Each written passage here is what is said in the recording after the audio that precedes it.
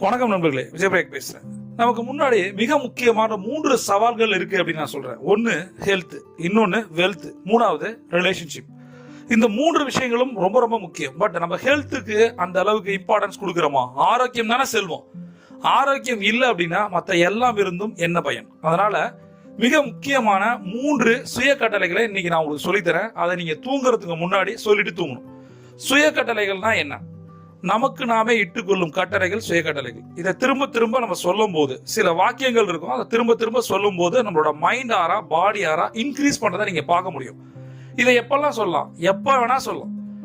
எந்த ஒரு சுய கட்டளையும் சொல்ல சொல்ல ஆட்டோமேட்டிக்கா உங்களோட மனோதிடம்